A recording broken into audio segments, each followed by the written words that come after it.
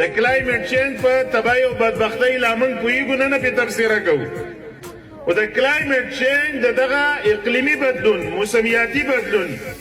لویه بدبختي چې په دې خاوره راځي هغه دا ده چې ستا د دې ټولنې چې کم ګڼوالی او تقسیمیت دی کومه د جمالیاتو اړخ دی دا به ته د لاسه نه ورکې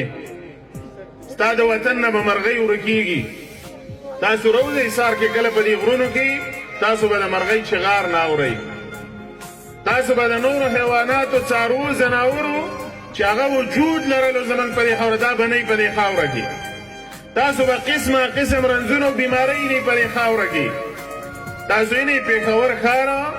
د پاکستان په دویم ګنده ښارونو کې دا شامل دي لړ اوس بګیره څوک ګرځېدی شي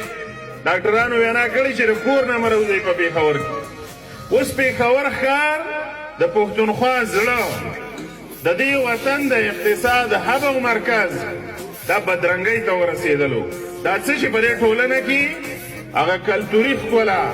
موسمیاتي ښکلا هغه ګڼوالی موږ د لاسه ورکوو نو یووالي او ځانلوالي ته به بیا موږ رواني ځانلوالي ته به ځو